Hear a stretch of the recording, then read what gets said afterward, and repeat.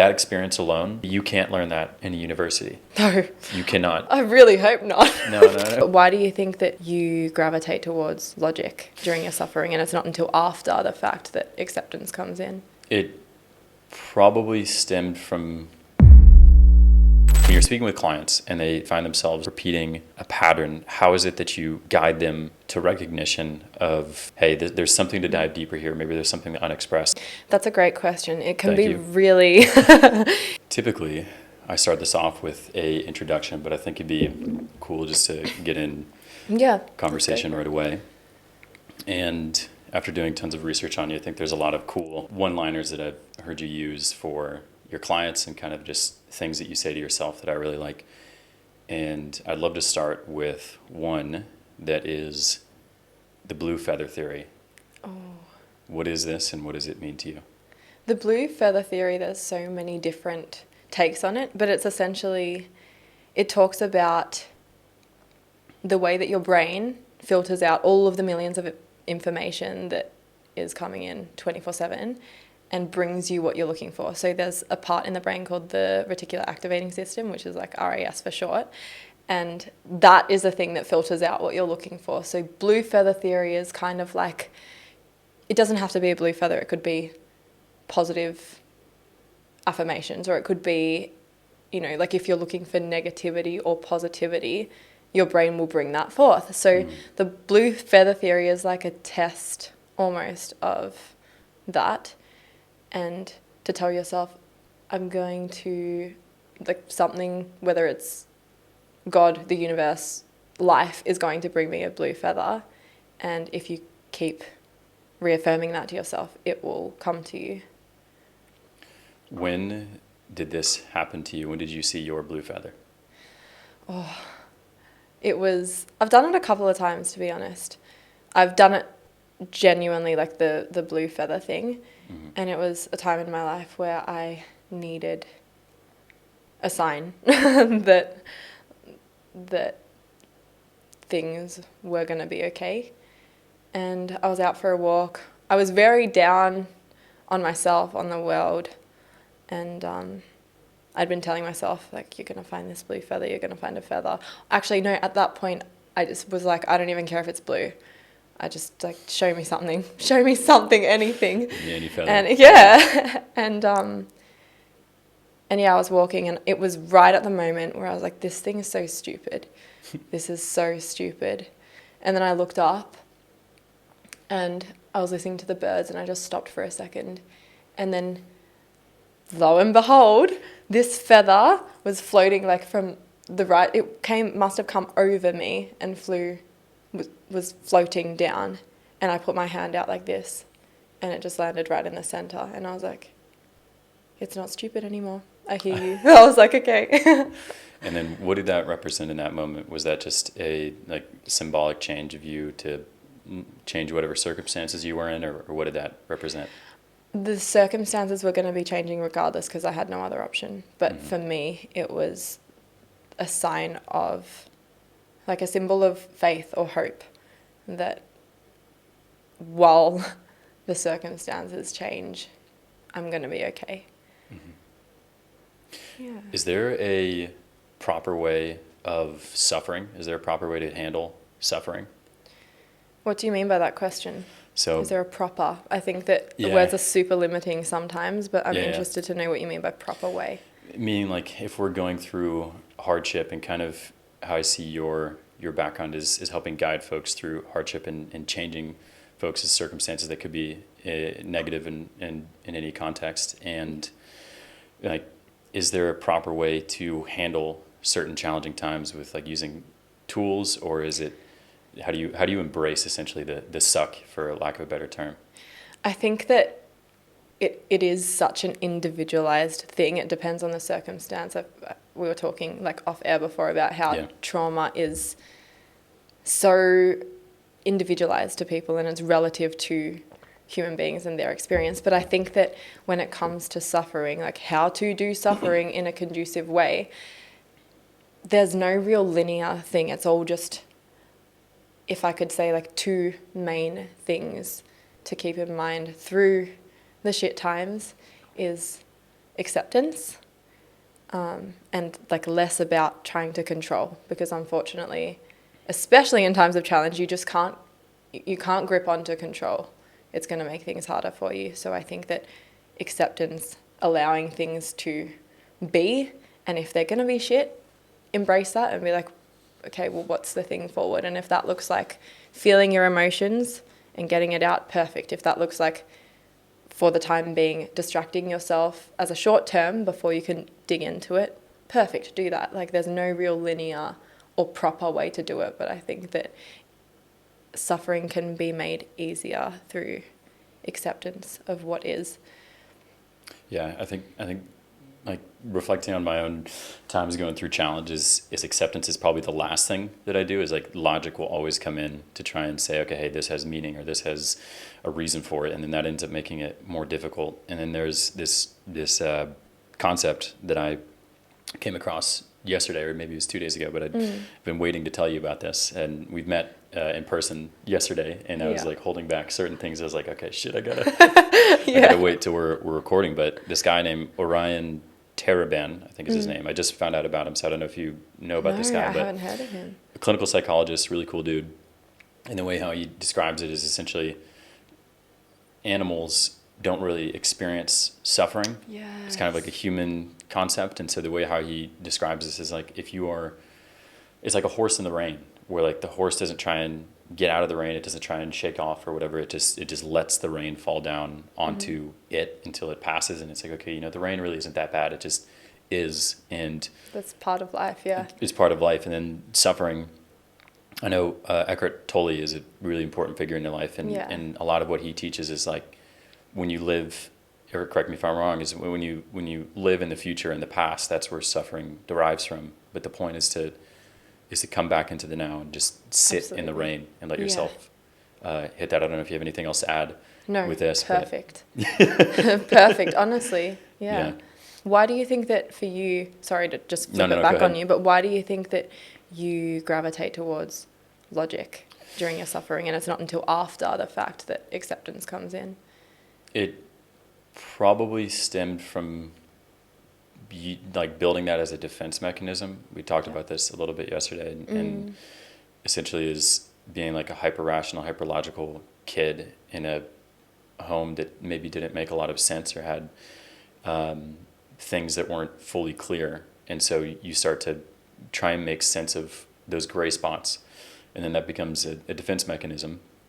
And then I think also you want to attach meaning to things to help fill your narrative. But then again, something we were talking about off camera is like, something can just fucking suck, and like that is it. You don't need to attach the meaning towards it. So I think it like developed as like a defense mechanism as a kid, and then like I've always enjoyed like being this intuitive person or whatever, and I've had friends come to me with that, and like, hey, what would I do? What would you do in this situation? And it's like, oh well, based off of that, I would do this so that you get that, and then that hyper rational, hyper logical, whatever is what helps them. Helps them and helped me in those circumstances. But in reality, is it dead end? It's just a matter of just like, okay, you know what, let the shit come, let the shit storm happen, and then move on with it. So it sounds like for you, yeah, it was something like conditioned during childhood, because that was the only way you could cope, is to make sense of things and to draw meaning or logic from things to help you get out of a situation. And then when friends come to you, it's kind of like reinforced that this is a good thing. And so it's hard for you to balance between logic and feeling. Yeah. And it's like, okay, at what point do you start to embrace like emotion or feeling, and like when is it because you can't always solve these things that you've gone through with logic and reason, because and by things I mean like an emotional pain or just a challenge that you went through and that is still affecting you today. I could say like trauma is the word for that, right? And like and like if you're living now and like you're coping with whatever that circumstance or whatever that event was to lead you to your current life, then your own brain is what allowed you to cope with it and live. So your logical brain cannot go back and solve it. Like, you need to go back Yeah. and just experience the emotion, so, because it needs to be released. It was just like an unexpressed emotion, and that tends to be a main thing. So I appreciate the question asking, but this is an interview of you. Absolutely. So, Go ahead. Sorry. I'm curious all the time. So when you find clients in your same, when you're speaking with clients and they find themselves in maybe a similar circumstance of like repeating a pattern, how is it that you guide them to recognition of, hey, there's something to dive deeper here. Maybe there's something that to unexpress. Like, how do you navigate that with folks that aren't aware of this pattern? That's a great question. It can Thank be you. really, it's hard because sometimes as a coach, or as not even just as a coach, but as a third party outside of the person who's experiencing what they're going through, it's so easy as a third person to be like, this is what's happening for you. But for me, at least, my role as a coach and the way that my model is, I'm not there to tell them, you need to do X, Y, and Z because you're repeating this behavior again and again and again, and it's not conducive for you. That's their realization to come to. But I'll guide them through curiosity. I will always lead with curiosity and ask questions like, oh, okay, so how often has this been happening? And a lot of the time, cycles they've been going on for years, and it's through thick conditioning or through a really traumatic event that's happened that a coping mechanism like you were talking about, like, it perpetuates itself and it's hard to get out of. And through asking questions like, oh, okay, so where do you think it started? Where would you like to be in the future? Okay, obviously what we're doing right now isn't conducive to where you want to be, so what do you think we can do? It's always, it's a difficult balance because it is also dependent on the type of person. I have some clients who need empathy and need compassion more than the kind of like diligence and okay, just blunt question answer type of sessions. But for some people I'll be like, cool, so what you're doing right now is not serving you, what do you want to do then? Other people I'll be like, tell me more about where you feel like this is coming from. And it is also not just dependent on the person, but dependent on where they're at in their life, dependent on the dynamic, dependent on where we are in the conversation. Like, it really is super intricate, and I think a lot more difficult than what people would assume. I know that that's not a clear-cut answer, but I think it is in many respects, because it's you're allowing. So it sounds like you're asking questions rather than telling, and a lot of it that I have understood is holding folks accountable, and it seems like as well as like a lot of these people may not have someone who's ever held them accountable in a loving way. Yeah. A lot of people have had accountability through discipline or through criticism or judgment, but that's not what coaching is about, and that's not what I think any safe relationship or dynamic, whether that's platonic or coach or professional, whatever it is, that's not something that is helpful to someone's growth, because you have to be in a space that you feel safe. You have to feel fully safe to be seen and heard, and if you're not, then the walls go up, and then what changes? Do you think it's different, the level of maybe question asking and maybe the temperature of intensity is different for men and women? Yeah, definitely. I think that the tolerance for men is generally higher than for women, but I've also noticed that the tolerance for criticism is lower for men. I don't know if that's because as a woman, like a female coach to a man, that could definitely be part of the dynamic, but yeah, I've noticed that the way that I phrase feedback, I'm a lot more, again, curious and a little bit more soft when it comes to, it's hard because I'm soft but direct. Mm-hmm. And you can say things in a very direct way but soften it with your tone. And that's generally what I do when it comes to male clients who find themselves in the same things, and they're like frustrated because I don't know what I'm doing wrong, and because I'm sure you could probably relate as a man, like you're ingrained to fix it and problem solve, and so it's frustrating when you don't know how to. So Yeah. it's a delicate Yeah. it's a delicate dance of trying to balance between direct communication, direct questions, but also softness in how you approach it. Do you think that's from like wounds from like a mother-son dynamic? I think that it's again dependent on the person, but in general, unfortunately, like we were talking about off camera, Yeah. I think it's virtually impossible as a human being, no matter how good the parents are and no matter how good your skills or resources or tools and self-awareness is, as a parent, you're always going to pass down a level of trauma to your child. So I think that whether it's male and like a mother wound, or it's a female with father wounds or mother wounds as well, it's to an extent inevitable, but it's different levels to that. For how does it look from asking as a man? I'm curious. Is like, what does it look like for wounds that are between a challenging dynamic as a kid between a mom and a son? Like how do those what is the word? How do they appear now, like as an adult? Like the typical, like if you were to talk like clinical terms, typical symptoms or typical characteristics of that, it would be either direct or underlying resentment towards women, or generalization for women as a whole. Like the way I'm gonna phrase it is gonna sound very abrasive, and not everyone phrases it in this way, but it's underlying little things that like all women suck, or all women are gold diggers, all women are angry. It's generalization. It's like 0 or 100. It's like sometimes it's intense fear of women without understanding that there's an intense fear there.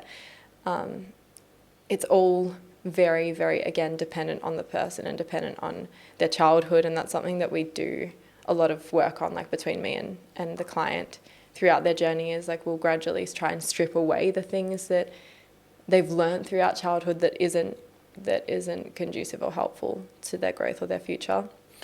And what kind of behaviors does that look like? Like if they're in their mind, they're like, okay, hey, all women are evil or whatever the underlying pretext could be, and then how would it look like in terms of like behaviors? It varies. Sometimes it can be show up as like a lack of commitment or honoring themselves and the dynamic between men and women, and it can be disguised as like, oh, I just want to have fun, like I'm closed off, or not even like that awareness of knowing that they're closed off, because that comes from the fear, but them just being like, oh, I just want to have fun. Some people are genuinely like, I just want to have fun, and that's cool, but then it can also be indicated through a lack of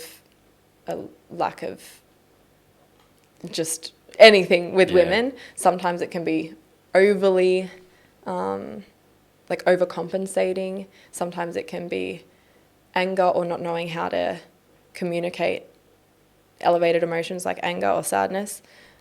Sometimes it can be suppression of them. Sometimes it can be explosion of them. It's all so relative to the person, and so also relative to the situation as well, which I know like a lot of these questions are probably like it depends. For sure. It's not it's like in like when I'm asking this, it's interesting because we talked again off camera where I was like, oh hey, like I had unresolved like challenge between the dynamic between myself and my mom that I only realized like back in October, and it was like, oh, like this is resulting in me choosing the same type of love that I was familiar with, and so subconsciously I was choosing this partner who wasn't 100% emotionally available, and it kept repeating and kept repeating. I kind of found myself in the same pattern, and it wasn't until I did this journal thing that we were talking about that I broke out of it. But it definitely does seem like it's a case by case basis, but like if there's a repeating pattern, like maybe it's worth like sitting with and seeing, definitely, like, okay, hey, why is it that I continuously have like, and this isn't my case, but like why is it like, as an example, continuously have like casual sex like every week or every day or whatever? Like, is it because I'm truly enjoying it, or am I trying to fill a void? And so now on the flip side, what does it look like for a wound? And I'll just say, like, the total flip side is like between a daughter and a father. For daughter-father wound? Daughter, yeah. Typically the same things, except for, I'd say, from my observation, it seems like, and look, this is also from limited experience because I don't know the research on this. I'm only one person. I only have been in contact with so many people. But from my observation, it seems that the suppression of certain emotions, elevated emotions, is more of a characteristic, or more intensely a characteristic, than it is in men. And it's suppression and suppression and suppression until it's too much, and then comes the explosion of emotions, which can be really, that can be dangerous. Volatile. And really volatile to the person and also to people around them. Yeah. I think the casual sex thing is a big thing as well, because between the women and father time. Yeah. But then by the same token, people just being super closed off and not like fearing men as well. Hypercriticism of men because they're critical of their fathers and unknowingly looking at men through the lens of how they view their father. So all of the things that they didn't like about their father, they pick out in men, and they're a bit, like, I'm forever going to be alone. I hear that a lot with a lot of my female clients who are so desperately, like, they want to be loved and they want to love, but their walls are too high up and they're not vulnerable enough to communicate how they actually feel. And I think that puts everyone in a difficult position, because it's the same vice versa as well. But if you're dating as a woman and you want X, Y, and Z, and you're hypercritical, but you don't want to communicate your needs, that leaves the poor men that you're dating in a very difficult position. And again, vice versa, it does happen with men as well. But I've noticed that the criticism and the suppression is probably more intense when it's a woman, like a father-daughter wound. Yeah. It's so interesting. I'm just like thinking as we do this, like, relationships are like forever going to be an interesting topic to discuss. I love it. I love it. Like, it's always working to just like understand the other dynamic of, like, because it's like, how do you perceive the world? What is going on in your brain as the dynamic of from a man to a woman to a man. And you're reading a book right now. Men are from Mars, women are from Venus. Which is super cool. Yeah, it's really funny just that like here we are existing and we have like similar desires and wants and challenges, and we're both like trying. We're both navigating it in totally different ways. Yeah. And that's perfect. Yeah, it's beautiful. It is. It's forever a mystery, and definitely. It's like I remember. So yesterday we were talking, and it's like I've come to a place where, like, okay, like, I actually don't desire a relationship, and I feel much more whole, I think, right now than I have in a long time. And we were talking about if you think there's a time to be in a relationship to work on yourself, or if you should pull yourself out of the field to like heal yourself. And the same guy, Orion Taraban, really cool dude. I'm going to send you the conversation after this.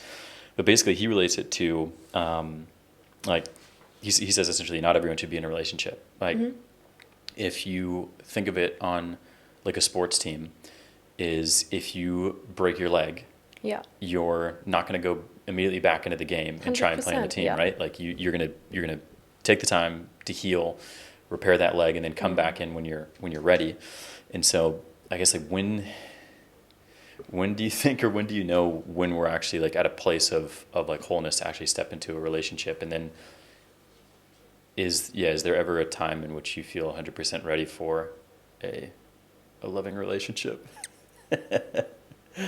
I find it interesting that go ahead. The end of that, you're like, a loving relationship? Interesting. But great question. Yeah. I think that Absolutely, not everyone should be in a relationship after, not as a general blanket rule. I think everyone is deserving of love and care if you are ready and willing to give love and care. But if you're healing from intense trauma, or there's certain patterns that you've seen play out where you've become aware that you're hurting not only yourself but other people, we have to remember that we're so interconnected, and it's like a domino effect. It's not just, okay, I'm hurting and my behaviors hurt another person and that's the end of it. That other person carries that, and you're carrying your own pain as well. So I do think that there's a certain level you need to, I don't want to say you need to obtain, because I think that it's hard. We're already built to be striving and striving and striving. But for lack of a better term, in order to build a loving and healthy relationship, I think that both people need to be willing to lose the relationship as well, and be willing to understand that they are two whole human beings first. Not, I hear this phrase so often, like, oh, they're my other half, and like they're my soulmate, and it's no, you are whole first. You are one whole human being first before you are with a person. And it's difficult because then that begs the question, when do you know you're whole? And I think it comes from a place of ease. It comes from a place of peace, to understand that I really would like a loving, healthy relationship with this person, but if it doesn't work out, that's okay. Like, everything's fine. It doesn't mean I'm less than. It doesn't mean I'm not good enough, because you've come to a place in yourself that you feel whole and worthy already. So it becomes less about the other person and more about, this just didn't work out. But by the same token as well, I do think that sometimes, not all the time, but sometimes it's important to dip your toe in certain ways, not just jumping in straight into a relationship, but to figure out that you're whole. Sometimes you need to date first and be like, oh, what do I actually like? Or I like that. I don't really like that. That's not what I'm looking for. And then you learn more about yourself and then become more confident. And then you're like, this, I feel grounded in my sense of self and who I am, therefore I feel whole. Now I'm cool. I'm ready to go. Like, I'm ready to explore things more seriously. But if your leg's broken, the hypothetical leg is broken, and you're playing out certain behaviors that are harmful, figure that out first. Yeah. Yeah, sort it out. there are two thoughts on this, and one of them I feel like is a good test, is that, like, I remember back maybe like 4 years ago, and I was like alone, like totally alone, meaning like in the wilderness. And like I was out, I was hunting, and I could not sit with myself. I was like, this is literally physically, I could not sit with myself. Like, I had all these like super negative thoughts. I was like, I need to get out of this like circumstance. And I was like, essentially went to the wild to go and hunt, and then immediately beelined it back to the camp.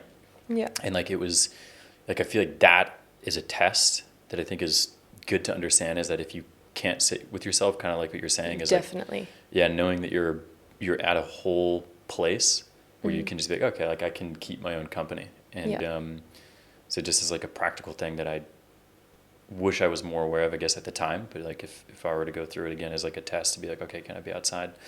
And then the other thing that I was going to say, I can't remember. Okay. on that, do you have anything else to share on that? Or? Yeah. First of all, I love your vulnerability. It's so beautiful. That's one of the things that I actually get clients to do if we're working towards a healthy relationship or breaking dysfunctional cycles in relationships or dating. It's okay, have you dated yourself first? Have you gone out to dinner alone? And do you feel comfortable doing that? Have you gone to the beach alone? Have you gone and spent time with yourself and enjoyed it and gotten to a place where you're comfortable and where you would be okay if hypothetically you never ever fell in love? And obviously, like, that's an extreme thought, but that's the place that I want to get people to before they then go, I want to invest in this, because it becomes very difficult, of course, when there's interest, to detach from this could not work, and there's a possibility it might all fall apart, and still be okay with that. So I think even throughout relationships, it's important to date yourself. Yeah, to just keep that me time, keep that, because like if you like, you shouldn't jump from one partner to the other, or like essentially it's like you jumping from this motherly need or fatherly need, whatever dynamic is there as like a level of dependency, and so jumping from partner to partner is not the, like jumping for dependency isn't the right thing. And what I was gonna say, so again, two things. I remember the last one, but the other one is just like the point is like to dance with the other like person in a relationship. Like life isn't meant to be lived alone. I firmly believe that, and like community is so important, particularly like with a loving partner that you do arrive in. And so the point is to do the work, but then to reconvene with that person who you can like love in these two components. But one thing I was gonna say is like back to what you're saying on hey, when you go out to date, to kind of just understand who you are and who it is that you want to welcome into your life. Is like if you go into a relationship thinking and knowing that, okay, this partner is a reflection of me. Like they're like anything that they see that is positive is a reflection of what I see in myself. Anything that I see that is negative or causes irritation is the same thing. So if it's like, oh, like I fucking hate when they're late, and it's like, are you ever late? Yeah, exactly. Like how are you late? Maybe not in the relationship, but like in other things of your life. And so, I think that going into every single relationship knowing that you have an opportunity to work on yourself is a really good way of doing it. And then, sort of on the same vein, but kind of switching topics, is on all of this like psychoanalysis that we're doing. Is there ever any danger into what we're doing of just like hyperfixating and thinking on like, okay, these relationship dynamics, how am I with this person, how am I with that person, so on and so forth? Is there a dangerous side to that? Absolutely. And I'm so glad you asked that, because that's a trauma response too. Yeah. Over-analyzing, over like trying to find logic or finding meaning in everything is often, when you're coming from up here, you're not in here. So you can't do both. When you're thinking, you're moving away from feeling, and that's not conducive to a relationship or healthy love in any sense either. So I think that there is definitely a balance. And when it comes to dating and getting out there and actually like building relationships, I think that for people who have had patterns play out or intense trauma, it's difficult to pull yourself back and be like, I'm going to come out of my head and into my feelings. It's scary. It's very, very scary and uncomfortable, but it's necessary, because the minute you start to over-logicalize or over-analyze or hyperfixate on, critical things like, is this person it, or I don't like this, or maybe the way that we feel here could be improved, that's not feeling. And I think that essentially relationships do come down to feeling. Like, to be close to someone, you have to be in touch with yourself and connected to yourself, because how can you be connected to another person when you're disconnected from yourself? Yeah, holy cow. Yeah, you absolutely need to come back to that. And there's a quote that from another thing that I'll share with you after this, but it's a really cool thing. It's a book where a young poet is writing a correspondence to a very veteran writer. It was in the book is essentially a publication of these letters that go back and forth between this young poet getting guidance from this this older poet. And one of the things in it that he wrote is really, really cool. So I wanted to share it, I think, in this context is, do not now strive to uncover answers. They cannot be given to you because you have not been able to live them. And what matters is to live everything. Live the questions for now. Perhaps then you will gradually, without noticing it, live your way into the answer one distant day in the future. I just got goosebumps. I love that. Yeah, it's kind of... I really love that. Yeah, I'm curious how you felt with this, like obviously you got goosebumps, but like with this, it's like like it's such a nice thing to understand, especially like from someone who was already like at the tail end of his life. He's at the closing credits, and he's essentially saying is like, yeah, hey, like stop worrying about the answer, like just experience it and live it. Like, and so it's really, really nice, because I do feel like a lot of my youth, and I think a lot of people around us, and maybe in our similar age group, I'm lumping you up to where I'm at, but like in our, general world right now, are work so hard to just try and find the answer, the meaning to stuff, when in the like a lot of it is just like go and experience it, and just let whatever happens based off of you finding like the curiosity, or doing something that scares you, or stepping into the mist, or the darkness, or whatever. Yeah, very cool. And so I just said very cool to my own thing, but I back it. Cool. Very, very cool. Very cool.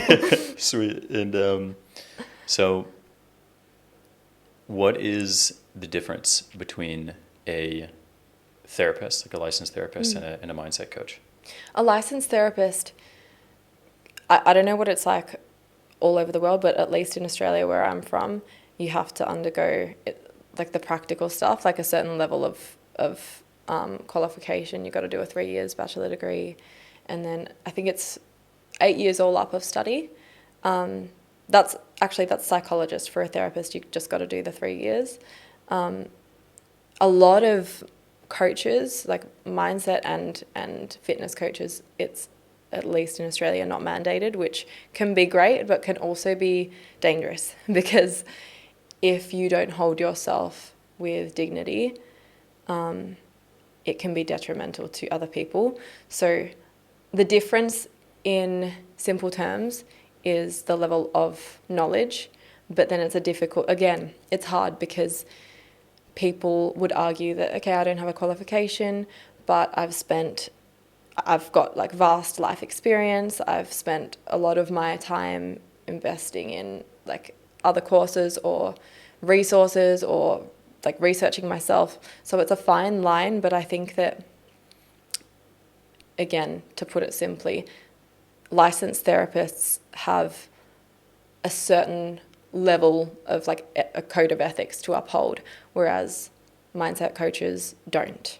And that doesn't necessarily mean that they don't uphold a level of integrity, or the same level of integrity, but because it's not mandated, there can be a lot of scams out there. Yeah. We were talking about this off camera, and I think that's the danger of it, because it's like, it's people, like it's finding folks in a very vulnerable state, and like the way how I understand like the guidance from both is very, very similar. Like it's using psychology, and it's using is like you essentially are responsible for this person's well-being, and then like there's maybe not the same level of accreditation, whatever that word is. Yeah. Thank you.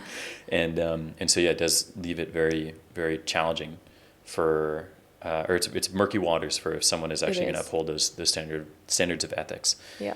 So if there is someone who is trying to find a person, let's say therapist or mindset coach, to guide them through challenging moments in their life, how would they go about finding the right person? This is a difficult one, because both therapy and coaching is, again, so individualized to the person. And I've had plenty of people come to me. Two things. I've had people come to me and say they'd been to psychologists or licensed therapists before, and they're like, it's not for me, it doesn't work. I'm like, how many times have you tried? Because it's like finding the perfect partner. Sometimes just because you've gone to one psychologist and they're not the right fit, doesn't mean that all psychologists are like that. By the same token, I have had people as well come to me and be like, this is what I want to work through. And unfortunately, as much as I'd love to help everyone, I need to uphold a certain level of integrity for myself and my work and the people that would or would not be in my care. And I've had sometimes people come to me and I've said, I'm really sorry, I can't help you. I think you should see a licensed psychologist first. And once once you've gone through that and you want to work on some other things, then we can work together. Because if there's really, really intense and high risk things, I have a contract. I've also like done my bachelor's degree. So I have experience in the code of ethics of what psychologists and therapists kind of, they uphold themselves to. But as an independent coach, I can't take on people who I wouldn't trust to be okay. So yeah, it's really hard. Yeah, it's really hard. So Yeah. it's like it's going into it, which is also challenging, because I know, like, even in my own state, like before I even had a therapist, I was like, oh fuck, like now I have to try and like go through the work of like seeing which therapist, and like like whenever you need or like help, it's never like, okay, hey, in 2 weeks from now I'm going to be going through a very challenging thing, so I'd like to have a meeting 2 weeks from now. It's like, fuck, like I need to call someone 100%. Now, and then they say like, sorry, the next booking is 2 weeks from now. And so it is definitely challenging, but knowing that, okay, hey, you just have to try a couple of them and kind of set it up is good to know. And then that's really nice to hear. I was going to ask the follow-up question, but you've already answered it, is like, have you ever rejected people? Which is go ahead. Yeah. And also at times, like during a service, I've had to be like, okay, something's happened or something's been brought up. I don't have the resources to help you. That does not mean that you are a broken person, but it means that alongside our coaching, I would like you to go and do X, Y, and Z as well. And that sometimes is to go and see a licensed therapist. And that doesn't mean I'm not there for them. That means we still talk about it. We still talk about their experiences. But the things that is within my realm of what I know I can help with, unfortunately, as much as I would love to, like I said, help everything, to say that I can help someone through something that I'm not 100% sure I can do would be a disservice to them. And at the end of the day, that's what a coach should be. Like, your client is your first priority. Mm-hmm. So it's hard, but and it's hard to deliver that to someone as well when they're in a vulnerable position and feeling a lot, but it's necessary.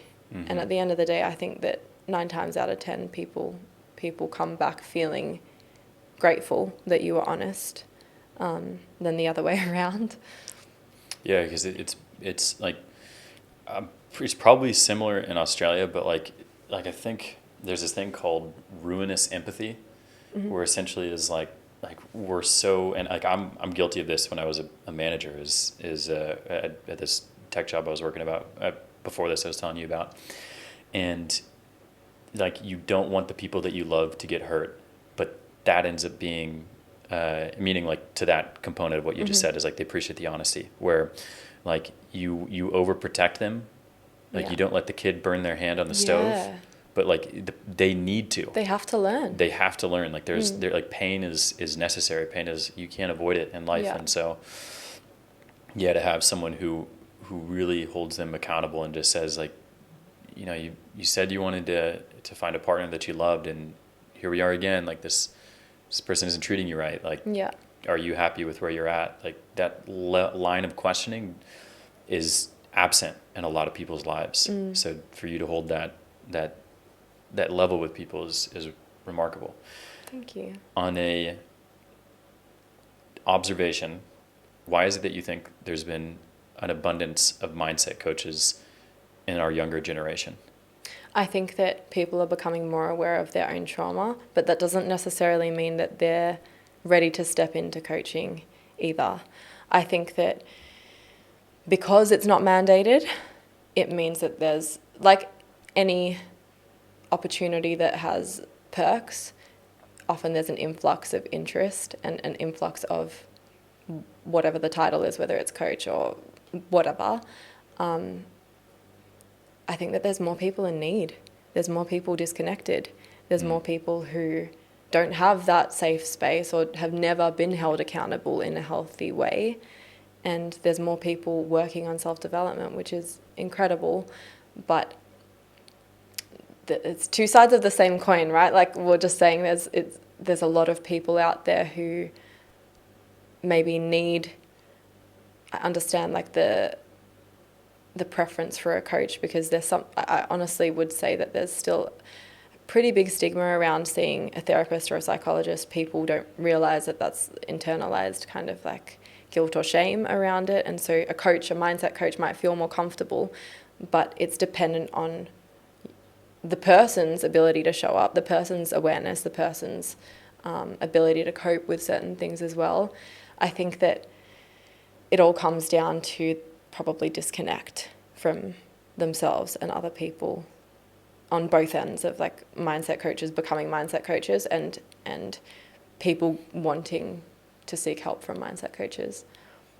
Yeah, it's really cool. And it's like, it's a good positive direction, and like you're saying, is there can be dangers with it of so many folks stepping into it maybe at an ill-conceived time, is thinking like, hey, I'm at a point where I'm ready to do this. And like, I think that being a mentor, being a coach, or in any capacity, not just in like mindset or life or therapy or whatever, is like, it's like a validation to you that you receive from whoever it is that you're guiding, as like, okay, I've got life figured out. So like, I don't have. Yeah. And that is something, sorry to cut you off, but that is something that I preach from the rooftops as a coach. Yeah. I don't have stuff sorted out. Absolutely not. And and psychologists don't have stuff sorted out. No one has stuff sorted out, but I think you have to be willing to drop your ego enough to know, I don't have stuff sorted out. I'm doing the best I can, and I'm continually working towards improving, becoming more aware, becoming more present. And it's less about like, hey, I'm up here and you're down here. It's more about we're all wherever we are and on different levels, but all in the same realm of like how we perceive life. Yeah, what's going on. Yeah. That makes me think of like the most like mind blowing thing that I think everyone experiences when they go from being a child to an adult and realizing that your parents are kids. Yes.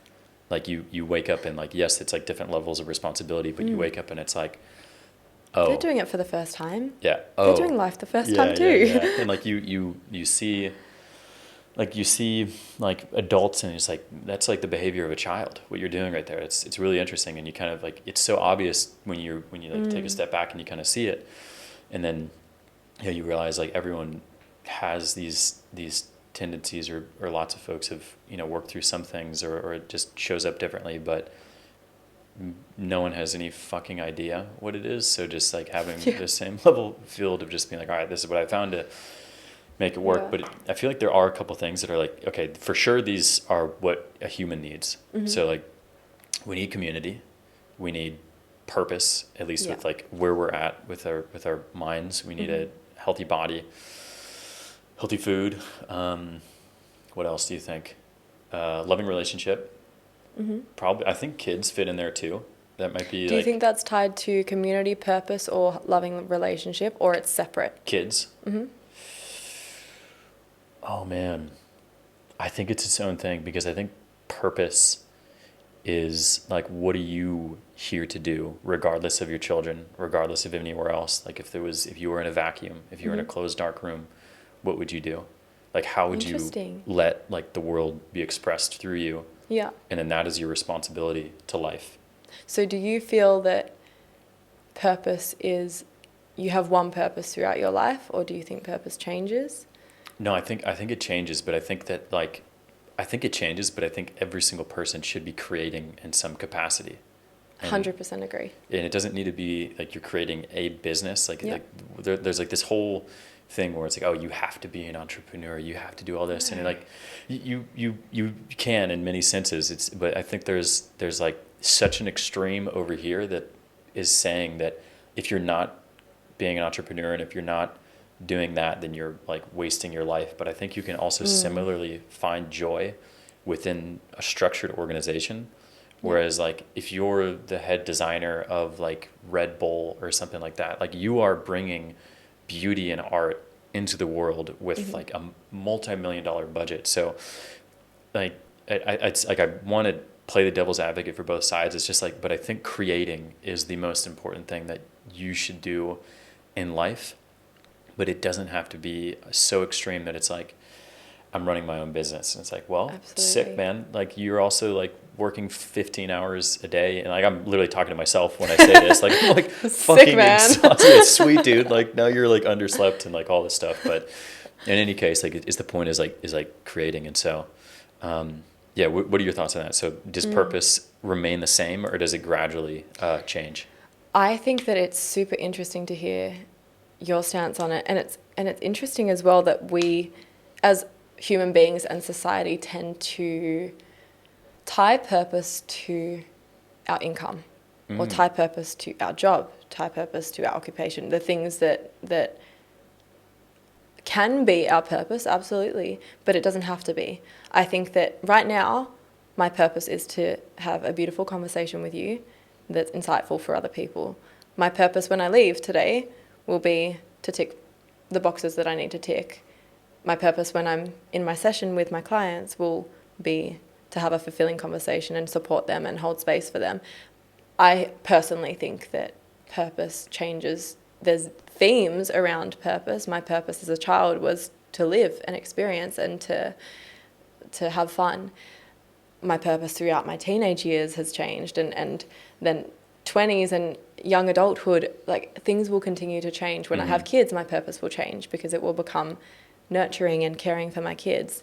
But it's relative to my values, it's relative to my morals, and I think that it definitely does change. And I think there's a lot of pressure on people to figure out your purpose when in reality you're living with purpose already.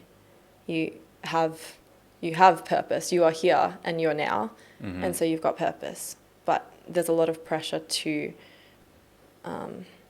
find purpose through a means of income, and I don't think that that's necessarily the right way to go about it all the time. Yeah, and is this meaning like if you have a really, really high income, or is it because obviously you need to make money to make a living, but is it like, is it that if your purpose doesn't necessarily need to make you any money? Yeah, like you could have. I know plenty of people who have their 9-to-5 job and their purpose is music, and or their purpose maybe. This is where words become. It's very apparent that words are limiting, because I think another thing is people tie. There's a lot of connotations around purpose. People think that purpose means passion. So you could have a passion for creating, but do a job that has nothing to do with creating. And in that moment, when you're at work, your purpose is to fill your bank account.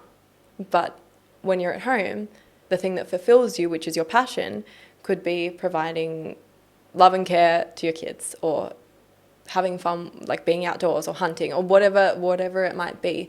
But I don't think that passion and purpose can go hand in hand.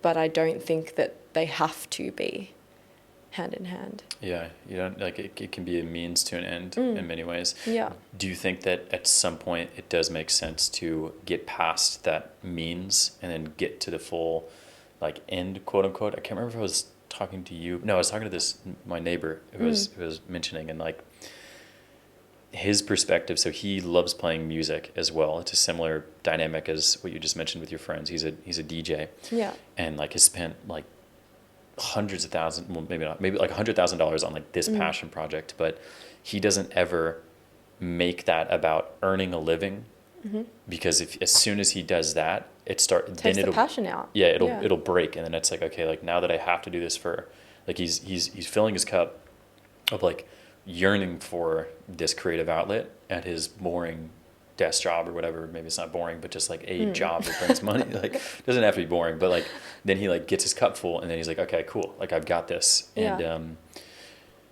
so yeah, do you think like the means to an end ever breaks from means, and then like, okay, hey, now I just like focus 1,000% on this, or doesn't really matter?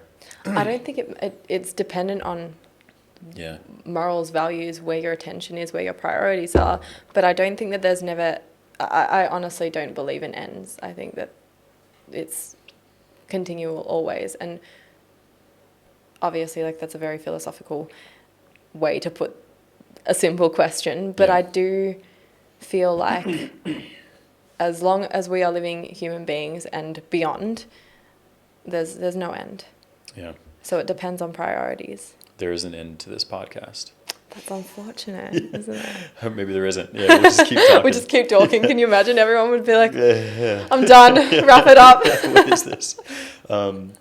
So this kind of makes me think about like when you're searching for your purpose, it makes me think like in a similar thread of like I've like wrestled with the idea of like, okay, is there like a good and bad? Is there like a good and evil, like a wrong and right? And like what I've come to arrive at just being okay with and sitting with is like, if whatever it is that you're doing is regenerative, then that is good, or that is your purpose, or that is right. Whereas like if what you're doing is destructive in one sense, so like if it's very harmful for a business or for yourself or whatever, maybe not even very harmful, but just like there's a feeling that you maybe get after you do something that isn't like a regenerative feeling, then that's an indication that, okay, you're in line with getting closer towards your purpose. So like us doing this, ideally we come away feeling more energized. Yeah. Exactly. Whereas like if this was a pain in the ass, it's like, oh fuck, I got to go take a nap for 2 hours, and then that would be like, okay, that's like a sign that maybe this isn't it. And then kind of like relating that on like good and bad, then like that's how I kind of see like those things being similar. But what are your thoughts on that as like, I guess like navigating towards your purpose is like regenerative versus destructive? I think that's a really intricate question, because you're speaking in the sense that it relates to something that we're both passionate about, right? Yeah. But if I relate it in a way that in the therapeutic space, for example, if someone is or journaling, we're talking about journaling, right? Yeah. Your journaling was good for you. It was conducive to your well-being, but I'm sure that when emotions come up, your body, your nervous system is releasing all of this stuff. You're tired. Would you have then taken that as an indication of, okay, this is not in line with my life's purpose right now? Or would you have been like, this is a part of releasing, and therefore this is in line with my life's purpose, even though I don't feel energized?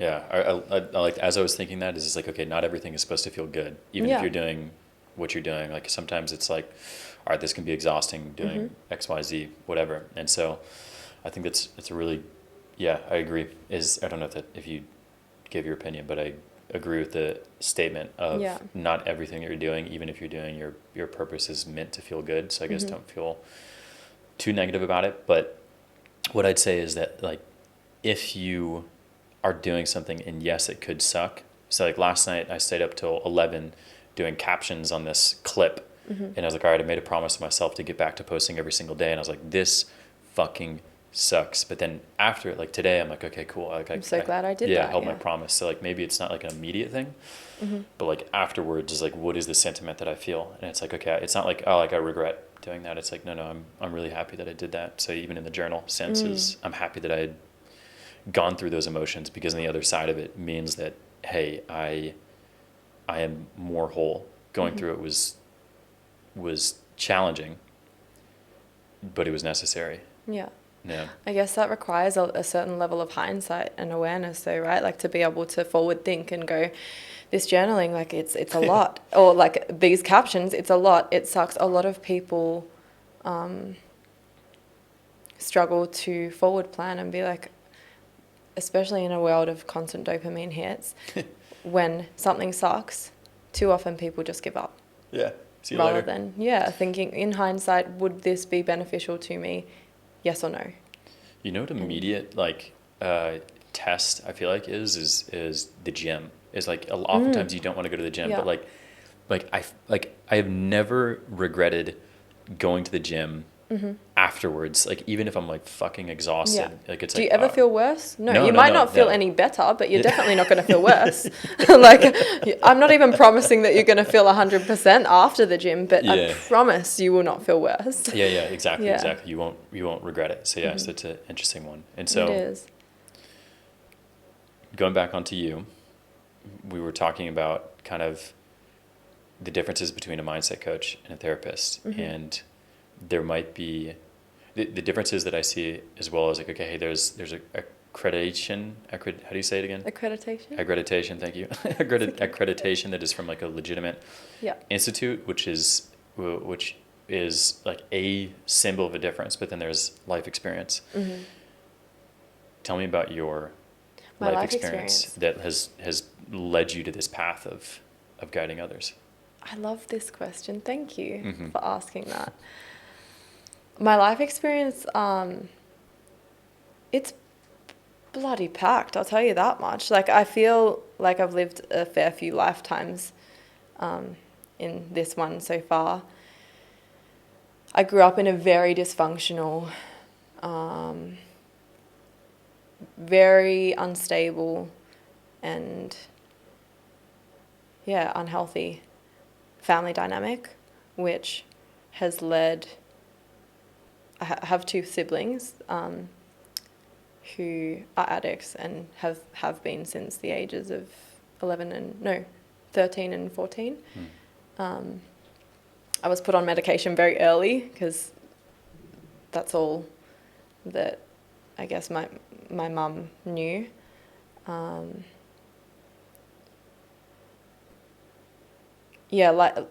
Early childhood was very, very difficult, and the transition into adulthood was one that I'm grateful I never caught that cycle of heavy substance abuse like my siblings and my dad. But I certainly did see certain patterns play out that left me a couple of times really, really bad, like hospitalized bad. And that was by my own choice and by my own action, like everything in life. And I kind of just got to a point throughout this whole time. I was always helping others because that filled my cup. But I got to a point where I was like, why am I helping others? And I realized I had this deep need to be like that hero complex, because I felt like I needed a hero, and I didn't have one. So that's when I went into deep inner work of myself. I spent a lot of time traveling alone throughout. I don't know if you guys had lockdowns and stuff in Texas, like throughout COVID. I think no. Not really. No, it was a different. Damn. They existed, but it was not necessarily in the sense of like. We were very isolated. Really? Very, very isolated, which was good for me because I moved out of my family home early, and I relearned how to feel safe in my body again.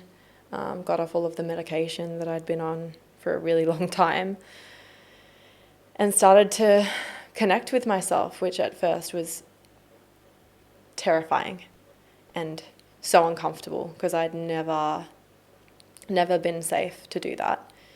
And to do that in a space where I was isolated and living alone, I probably wouldn't recommend to other people because not super safe. But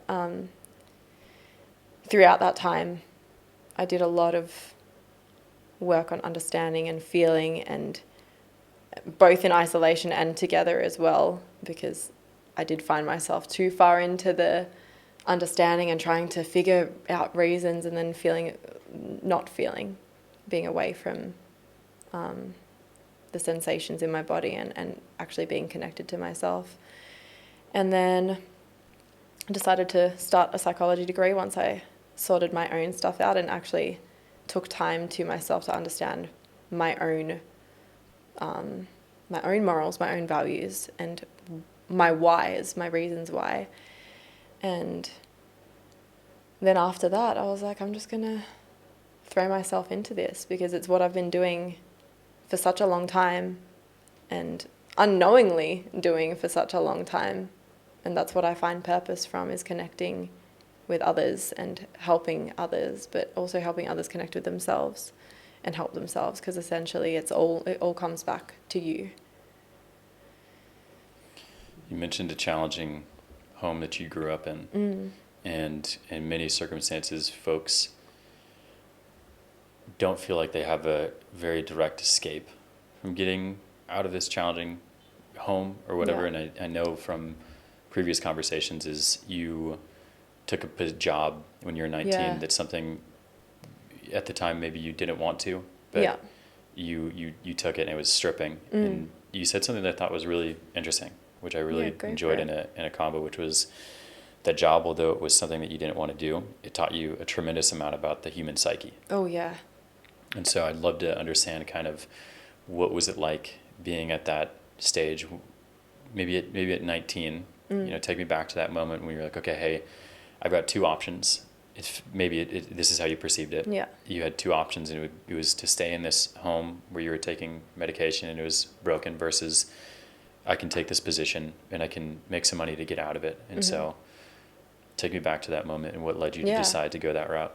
So my two options for me were like stay as I am and where I am and like suffer tremendously psychologically and physically. There was a lot of violence in the home I grew up in, and violence that like it put lives at risk, myself included. So I didn't really have another option, which I am in a sense grateful for. But obviously, like people would argue, like, you don't have to strip. I was already doing 4 jobs, and like after high school, I was like, I just got to get out of here, like super fast. So the things that I learned throughout that time were both like, a tremendous amount about this human psyche, just not only for myself and what you can withhold or uphold for yourself when you know that it's short term. And I think that the brain has a really beautiful way of sending signals out to yourself, like through thoughts and through feelings and behaviors, to indicate like I'm on the threshold. And so often, I liken this to ice baths and stuff now, but back then it was very different. So often you think that you're at your threshold where you've got so much more in the tank, like you can do more and like it's okay. But I learned a lot about other people as well. Some things that I wish I didn't know, and some things that I will never be able to unknow and unlearn. But it also means that I come to like meet people with a different level of insight and appreciation for people like you, for people who are safe people and kind people, and people who want to put good out into the world. I think it's a really incredible experience to see kind of like the darkness of how folks can be, and like the patterns of like where it is that you can go should you not decide to work on yourself, and like kind of seeing it in the most stark examples that are there. And I think that's what really leads to the depth of the coaching that you bring in. Thank you. Yeah, like having been there and having seen kind of like what is the worst kind of stuff that can happen. So like, okay, like I know what that looks like. So let's not go that route.